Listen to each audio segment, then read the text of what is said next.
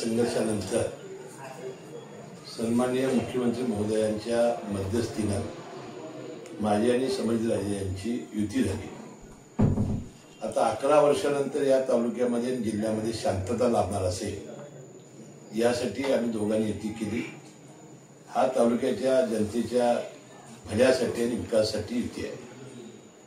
आता जे आमच्या विरोधी उमेदवार संजय मंडलिकांनी जे उभे केलेले आहेत ते आहेत सगळे हमीदवाडा कारखान्याचे कर्मचारी, त्यांच्या कर्मचाऱ्यांच्या पत्नी, त्यांची मुली, आणि अशी पद्धतीने त्यांना कर्मचारी असताना आणि ते घेऊन जात आहे म्हणजे त्यांना कर्मचाऱ्यांचा सुद्धा विश्वास राहिलेला नाही।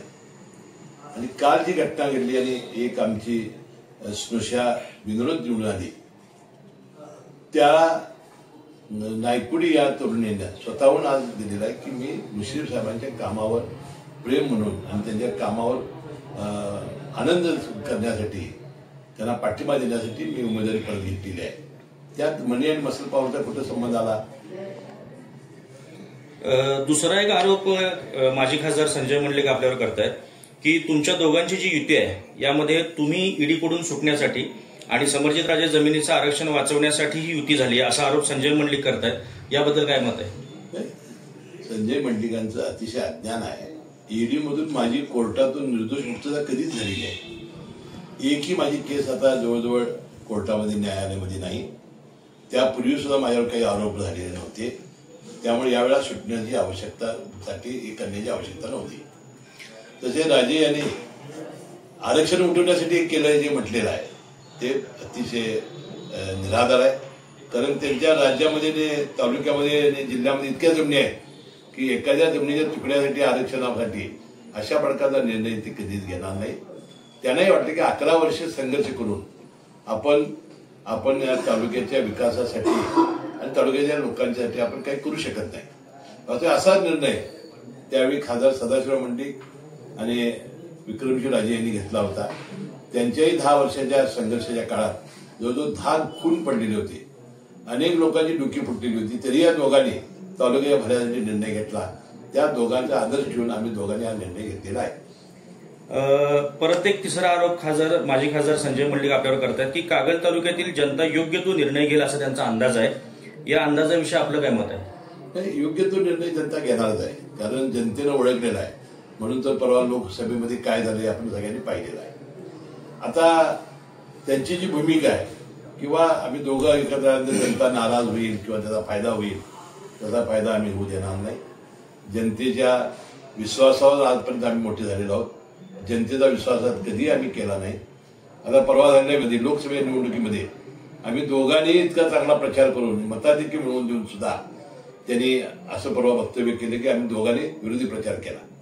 विधानसभेमध्ये एखादा राजकीय व्यक्ती एक सुरत लुटायची म्हणून खजिना लुटतो आणि खजिना लुटायचा म्हणून आणि पैसे लुटतो, आणि असा एखादा राजकीय पुढारी हा जनतेचा नेता कसा होऊ शकतो? या निवडणुकीसाठी परत एकदा संजय मंडलिक 2009च्या निवडणुकीचा दाखला देत आहेत आणि ते असं म्हणतात की 2009ला मंडलिक साहेबांच्या मागे जी जनता उभी राहिली तशीच जनता यावेळेला त्यांच्या पाठीमागे उभं राहील असं त्यांचं मत आहे। तुम्हाला काय वाटतं? आता मंडलिक साहेब कुठं आणि संजय मंडलिक कुठं, मंडलिक साहेबांचं काम किती? आता याबद्दल मी संजय मंडलिक यांच्यावर मी अजून बोलायला होतो, बात दूर दूर तक जाएगी। मी काही व्यक्तिगत टीका करणार नाही, कारण त्याने आपलं तोंड आवरावं आणि त्याने सांभाळून बोलावं अशी माझी त्यांना आजही विनंती आहे। या निवडणुकी संदर्भात आजच आपली माजी आमदार संजय बाबा घाटगे यांच्याशी भेट झाली आणि या भेटीमध्ये काय नेमकी चर्चा झाली आणि तुम्ही जी युती केली त्या युती संदर्भात बाबांचं काय मत आहे?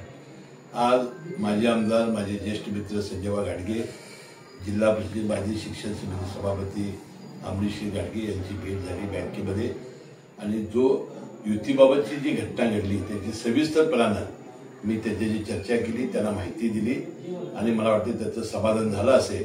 आणि मी संजय बाबा घाटगे आणि संभाजी घाटगे यापुढे तिघेही आम्ही एकत्र येऊन या तालुक्याचा जिल्ह्याच्या राजकारण करणार आहोत। आम्ही संजय मंडलिकांना यातून काही बाहेर काढलेलं नाही।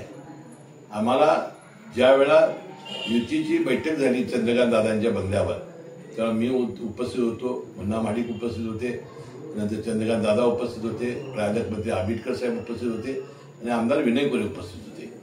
त्यावेळेला मला आंबेडकर साहेबांनी विचारलं की तुम्ही तिघं मिळून युती तिन्ही पक्ष मिळून करा. तर म्हटलं संजय मंडलिकांच्या बद्दल आज मुलगुडमध्ये त्यांच्याकडे असलेले राजकांत जमादारे माझ्याकडे आले आहेत, ते दगादाचे उमेदवार आहेत. माझ्याकडे असलेले उमेदवार प्रवीण पाटील त्यांच्याकडे गेले आहेत, ते त्यांचे उमेदवार आहेत. त्यामुळे तिथं समझोता होणं अवघड आहे आणि तिथं जर समजा झालं तर कागलमध्ये होणं अवघड आहे. त्यामुळे नगरपालिकेमध्ये आमचा समझोता होणं हे अशक्य आहे असं मी त्याच वेळा सांगितलं होतं. परंतु ज्या पद्धतीनं ते अस्वस्थ झालेले आहेत, आम्ही तिघं एकत्र आल्यामुळे त्यांनी घाबरून जाण्याची आवश्यकता नाही. युती म्हणून काम करण्याची आमची इच्छा आहे, योग्य ते हे करायचे आहे. परंतु अशा पद्धतीनं वक्तव्य करणं, बिनबिळाचे आरोप करणं हे संजय मंडलिकांनी सोडून द्यावं असा एक इशारा मी आज या निमित्ताने त्याला देणार आहे.